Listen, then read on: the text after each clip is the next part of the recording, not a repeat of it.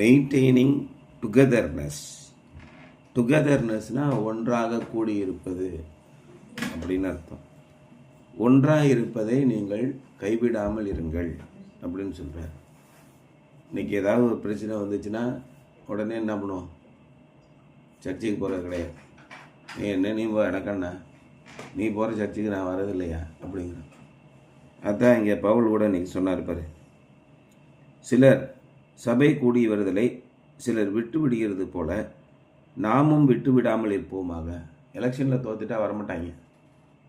என்னமோ இவனுக்காக தான் அவன் சர்ச்சுக்கு வந்த மாதிரி இவன் நினச்சிக்குவோம். சர்ச்சுக்கு எதுக்குடா வரீங்க? ஆண்டவரை தொழுது கொள்ள வரீங்க. இவன் 2 பேருக்கும் சண்டைனா சர்ச்சுக்கு வர மாட்டான். அவன் பொண்டாட்டியும் அனுப்ப மாட்டான். சண்டே கிளாஸுக்கு வர மாட்டான். எதுக்கு நீங்கள் வந்தீங்க? சும்மா பெருமை பீத்திட்டு போகிறக்கு வந்தீங்களா? இதுக்கு என்ன ஆக்கினை வரும் அப்படின்னு பாருங்க. அடுத்து போட்டிருக்காரு பாரு. சத்தியத்தை அறியும் அறிவை அடைந்த பின்பு நாம் மனப்பூர்வமாய் பாவம் செய்கிறவர்களாய் இருந்தால் பாவங்களின் நிமித்தம் செலுத்தத்தக்க இன்னொரு பழி இனி இராமல் நியாய தீர்ப்பு வரும் என்று பயத்தோடு எதிர்பார்க்குதலும் விரோதிகளை பட்சிக்கும் கோபாக்கினையுமே இருக்கும். அதுக்கு மன்னிப்பும் கிடையாது. மறுபடியும் ஏசுநாதர் போய் உங்களுக்காக தொங்கிட்டுலாம் இருக்க முடியாது. நாசமாக போவீங்கடான்னு அர்த்தம். துணிகரமாக செய்கிறாங்க பாரு அந்த மாதிரி வேலைகள். உடனே ஆண்டவர் வேணா ஒரு மண்ணாங்கட்டி வேணான்னு ஆண்டவருடைய ஆலயத்தை விட்டு ஓடுறான். இவன் 40 வருஷமாக மூப்பனாக இருந்தான்னா, இவன் மண்ணுக்குள்ளே போனான்னா, தன்னுடைய பிள்ளைகளையும் இழுத்துட்டு போகிறான். தன்னுடைய பேர பிள்ளைகளுக்கும் அவமானத்தை கற்றுக் கொடுக்குறான். அப்போ அவங்க மனசில் என்ன துணிகரை வரும்? இறைவனை பற்றிய பயமே இருக்காது. அதை அடுத்து போடுற தேவனுடைய குமாரனை காலின் கீழ் மிதித்து தன்னை பரிசுத்தம் செய்த உடன்படிக்கையின் ரத்தத்தை அசுத்தம் என்று எண்ணி கிருபையின் ஆவியை நிந்திக்கிறவன் எவ்வளவு கொடிதான ஆக்கினைக்கு பாத்திரனாக இருப்பான் என்று பாருங்கள். இறைவனை பற்றிய பயம் நம்பிக்கை 2 மனசில் இல்லைன்னா மிக கொடூரமான ஆக்கினையை அடைவார்கள். அதுக்கு நேர்மாறா தாவீது என்ன சொல்கிறார் பாருங்கள். 28ஆம் சங்கீதத்தில், ஆண்டவரே உம்முடைய பரிசுத்த சந்நிதியிலே வந்து உம்மை நோக்கி கெஞ்சி சத்தமிட்டு உமக்கு நேராக நான் கையை தூக்கி அழுது கெஞ்சுகையில் என் விண்ணப்பங்களின் சத்தத்தை கேட்டருளும் ஐயான்னு கெஞ்சிறான். கதறி அழுகிறான். இவன் ஒரு நாட்டோட ராஜா. ஒன்றத்துக்கும் லாய்க்கில்லாத தெண்ட கருமாந்திரங்க. கடன்லையும் சோத்துக்கு வழி இல்லாமல் அடைகிறதுக்கு பெருமையும் அகந்தையும் கடவுளை பற்றிய பயமும் இல்லை அன்னைக்கு. அப்போ எவ்வளோ மோசமான வாழ்க்கையை வாழ்கிறாங்க. சபை கூடி வருதலை விட்டு விட்டு ஓடுறாங்க. எந்த சூழ்நிலை வந்தாலும், நமக்கு எவ்வளோ மோசமான கால் வந்தாலும் இறைவனிடத்திலே போய் கண்ணீர் விட்டு அழுவது தான் நிம்மதிக்கும் ரட்சிப்புக்கும் காப்பாற்றப்படுவதற்கும் ஒரு உதாரணமாக இருக்க முடியும். Let us not give up meeting together as some are in the habit of doing, but let us encourage one another and all the more as you see the day approaching. நாட்கள் சமீபமாக இருக்கிறதுனாலே ஒருவரை ஒருவர் தேற்றி வாருங்கள். பிறந்ததிலிருந்து எங்கள் சித்தப்பாக்கெல்லாம் ஊழியம் போய் ஊருக்கெல்லாம் பிரசங்கம் பண்ணுவார். அவர் என்ன விதமான ஐக்கியத்தனமான மென்டாலிட்டியில் வளர்ந்தாரோ இன்றைக்கு அவருடைய பிள்ளைகளையும் அதே மென்டாலிட்டியில் வளர்த்து வச்சுருக்காரு. எப்படி அடுத்தவன் தலையை தடுவுறது, எப்படி அவன் சொத்தை காலி பண்ணுறது, இதே குறிக்கோளில் தான். அதே குறிக்கோளை மனதில் வைத்துக்கொண்டு இன்னும் பிரசங்கம் பண்ணுறாங்க. அடுத்தவன்ட்டு காசு வாங்குறான், அதை தின்னுக்கிட்டு உட்காந்துருக்கான். இறைவனை பற்றிய பயம் ஒன்றுமே கிடையாது. எல்லாம் நடிப்பு.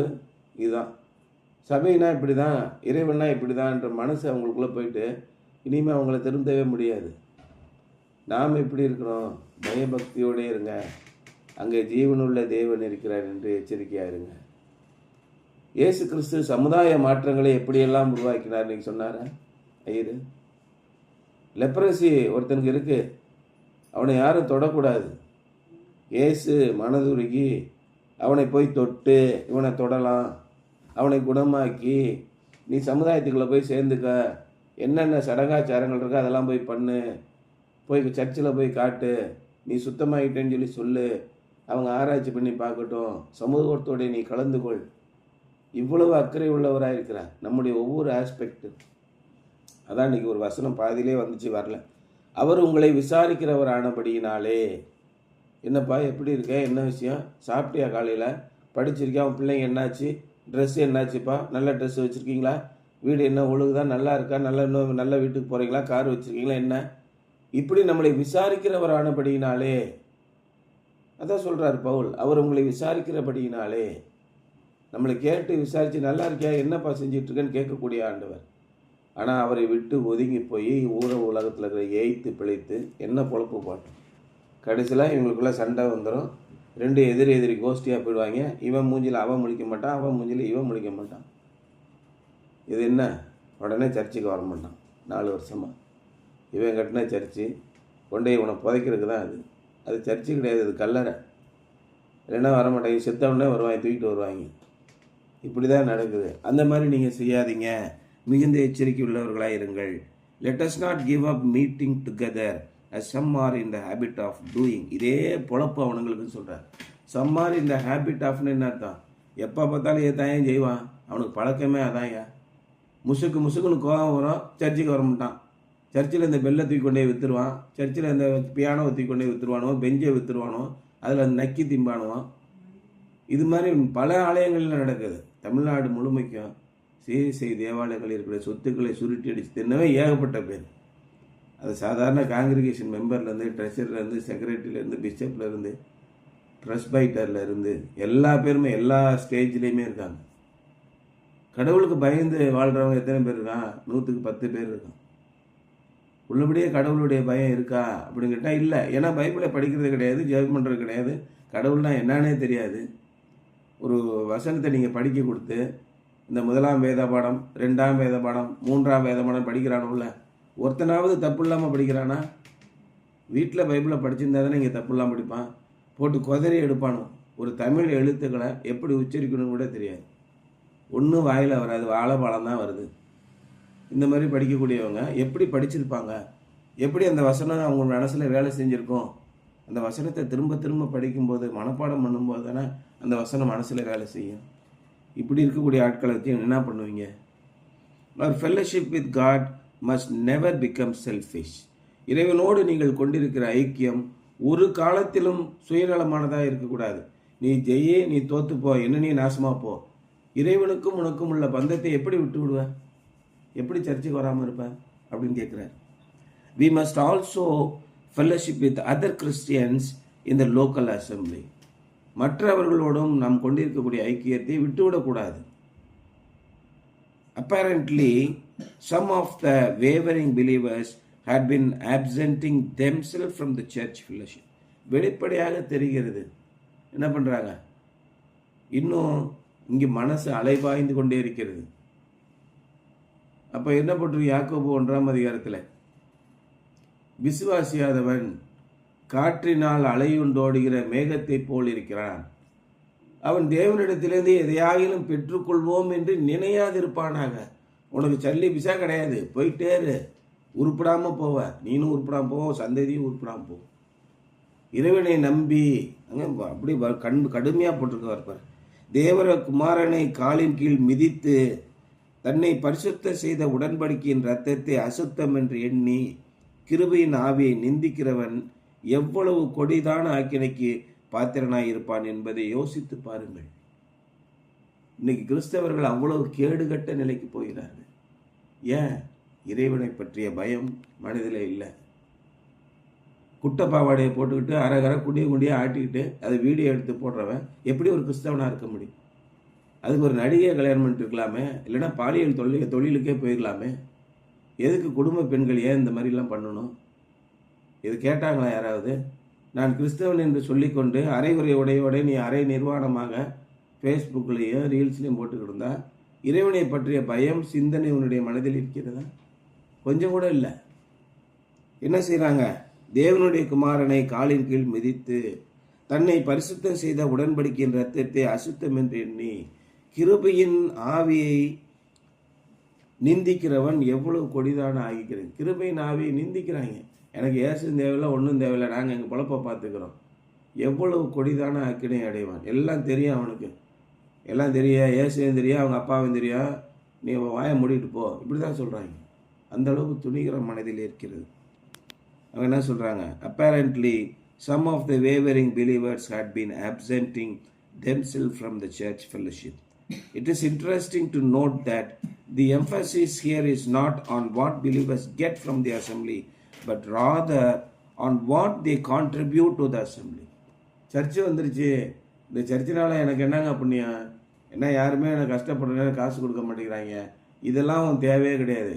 நீ சபையில் உள்ள மக்களுக்கு என்ன செய்தாய், சபை உனக்கு என்ன செய்தது என்று பார்க்காதே, இந்த நாடு உனக்கு என்ன செய்தது என்று பார்க்காதே, இந்த நாட்டிற்கு நீ என்ன செய்தாய் என்று பார். இந்த கல்லூரி உனக்கு என்ன செய்தது என்று பார்க்காதே, இந்த கல்லூரிக்கு நீ என்ன செய்தாய், இந்த சமுதாயத்திற்கு நீ என்ன செய்ய போகிறாய், உன்னுடைய நண்பர்களுக்கு நீ என்ன செய்ய போகிறாய். நீ இயேசு கிறிஸ்துவின் வெளிச்சத்தை காண்பிக்கிறாயா, தூய்மையான வாழ்க்கை வாழ்கிறாயா, நேர்மையான வாழ்க்கை வாழ்கிறாயா, உன்னுடைய சொல் சுத்தமாக இருக்கிறதா, என்ன சொல்றதோ சொல்லின்படி நீ வாழ்கிறாயா, சொல்லில் மட்டுமல்ல செயலிலும் நீங்கள் இயேசுவை காண்பிக்கிறீர்களா. அதான் இங்கே சொல்கிறார். இந்த சர்ச்சுக்கு என்னை செக்ரட்டரி பதவியிலேருந்து தூக்கிட்டாங்க, இனிமேல் நான் வரமாட்டேன், சரி அக்கௌண்ட்ஸ் நோட்டை குடியா, என்ன கணக்கு வழக்குன்னு பார்ப்போம், அக்கௌண்ட்ஸ் நோட்டெலாம் கொடுக்க முடியாது, அப்போ திருநியாயா நீயே, அதை சொல்ல முடியாது, என்ன பொழப்படாது, இப்படி மானங்கட்ட பொழப்பு பொழைச்சிட்டு சர்ச்சுக்கு வரமாட்டேன். யார் தவறு செய்கிறார்களோ அவர்கள் மனிதர்களுக்கு விரோதமாக இல்லை, இறைவனுக்கு விரோதமாக தங்களை உயர்த்துகிறார்கள். அதான் அவர் தெளிவாக போடுறாரு. தேவனுடைய குமாரனை காலின் கீழ் மிதித்து தன்னை பரிசுத்தமாக்கின இரத்தத்தை அசுத்தம் என்று எண்ணி கிருபையின் ஆவியை நிந்திக்கிறவன். இத்தனை காலம் உன்னும் மீதும் உன்னுடைய குடும்பத்தின் மீது கிருபையாக இருந்தாரே, அதை கேவலமாக நினைக்கிறாயே, எப்படி நீ உருப்படுவ? இவ்வளவு மகத்துவமுள்ள சாட்சிகள் நம்மை சூழ்ந்திருக்க எப்படி வரும் கோபத்துக்கு நீ தப்பித்துக் கொள்வாய்? அதான் இயேசு கிறிஸ்து கேட்டார், விரியன் பாம்பு குட்டிகளே, வரும் கோபத்துக்கு தப்பித்துக்குள்ள உங்களுக்கு வழி காட்டினவன், வகை காட்டினவன் யாருன்னு அதில் இருக்கும். It is interesting to note that the emphasis here is not on what believers get from the assembly, but rather on what they contribute to the assembly. Faithfulness in church attendance encourages others and provokes them to love and good works. நீங்கள் சபையிலே கண்ணும் கருத்துமாக கலந்து கொள்வது மற்றவர்களையும் ஊக்கப்படுத்தி அவர்களை இன்னும் தீவிரமாக அன்பு காட்ட செய்கிறது, நற்காரியங்களை செய்கிறது. நீங்கள் உங்களுடைய வேலையை மட்டும் பாருங்கள், நீங்கள் போய் இறைவனை தேடுங்க, அவருடைய பாதத்தில் விழுந்து அழுது மன்றாடுங்கள், அவர் உங்களுக்கு காண்பித்த அத்தனை சுகத்திற்காக நன்றி சொல்லிக்கிட்டே இருங்க. எவ்வளோ பெரிய ஆச்சரியமான காரியங்களை உங்களுடைய வாழ்க்கையில் செய்திருக்கிறார். நீங்கள் அவரிடத்துல போய் ஒன்றுமே கேட்க வேண்டாம், முழங்கால் படிட்டு நின்றுக்கங்க. ஆண்டவரே, உங்களுடைய சமூகத்தில் என்னை கூட்டி சேர்த்தீரே, இது ஒன்று போதும், எனக்கு முழங்கால் படிட்டு நில்லுங்க, அது ஒன்று போதும். அவரிடத்துல ஆண்டவரே எனக்கு இதை தாங்க அதை தாங்கலாம் கேட்க வேண்டாம், என்னை சேர்த்துக்கிட்டீங்க பார்த்தீங்களா, கர்த்தரை தன்னுடைய தெய்வமாக கொண்டிருக்கிற ஜனம் பாக்கியம் உள்ளது. கர்த்தர் தங்களை ஜனமாக கொண்ட ஜனம் பாக்கியம் உள்ளது. ரெண்டுமே சொல்றார். கர்த்தர் எப்பேற்பட்டவர், உன் நோய்களை எல்லாம் குணமாக்கி, உன் காயங்களை எல்லாம் கட்டி, உன்னை அடிமைத்தனத்திலிருந்து விடுதலையாக்கி, உன்னை ராஜாவாக்கி, உன்னை வாளாக இல்லாமல் தலையாக ஆக்கினவர். எவ்வளவு நன்றி உள்ளவர்களாக நாம் இருக்கணும். ஆனால் எவ்வளவு அசுத்தமானவர்களாக இருக்கிறார்கள். அப்போ நாம் இறைவனுடைய சமூகத்தில் போகும்போது நம்முடைய வேலை இறைவனை தொழுது கொள்வது, அவருக்கு முன்பாக சாஷ்டாகமாக விழுந்து விடுவது. நீ எல்லாத்தையும் நீங்களே செய்யுங்க சாமி, எனக்கு என்னன்னே தெரியாது, எனக்கு கேட்கறது கூட என்னன்னு தெரியாது, நீங்கள் பார்த்து நல்லதை செய்யுங்க, நீங்கள் கண்டு எதை செஞ்சாலும் நல்லது தான் செய்வீங்க, எனக்கு நல்லது செய்வீங்க, பிள்ளைகளுக்கு நல்லது செய்வீங்க, நான் உங்களுடைய சமூகத்தில் வந்து கிடைக்க எனக்கு போதும், நான் உங்களுடைய ஆலயத்திலே நித்தமும் தங்கியிருப்பதே விரும்புவேன். யார் சொல்கிறான்? தாவீது சொல்கிறான். எனக்கு வேறு ஒன்றுமே வேண்டாம், எனக்கு உங்களுடைய ஆலயத்திலே நான் நித்தமும் தங்கியிருக்கிறேன், எனக்கு உங்களுடைய வாசஸ்தலத்தில் உங்களுடைய ஆலயத்தின் வாசலில் ஒரு ஓரத்தில் நான் உட்கார்ந்துக்கிறேன், எனக்கு அந்த நிம்மதி போதும் அப்படிங்கிறான்.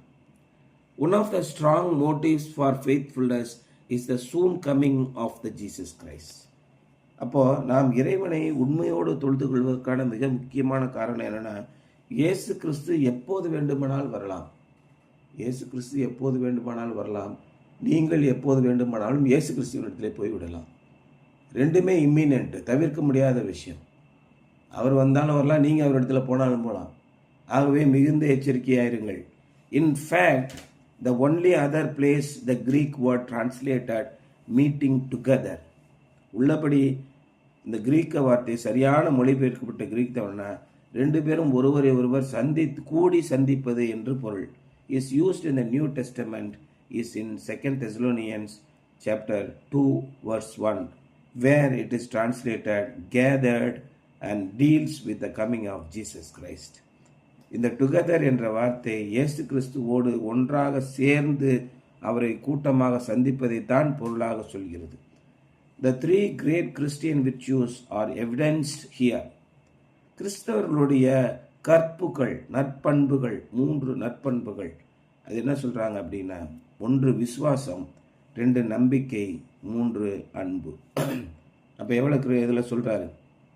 2 கொரிந்தியர் 1 கொரிந்தியர் 13ஆம் அதிகாரம் கடைசி வசனம் என்ன? கடைசியிலே விசுவாசம், அன்பு, நம்பிக்கை, அன்பு இம்மூன்றும் நிலைத்திருக்கிறது, இவற்றில் அன்பே பிரதானம். அதான் பாட்டு எழுதுறாரு, அன்பே பிரதானம். இன்னைக்கு என்ன பாட்டு பாடணும்?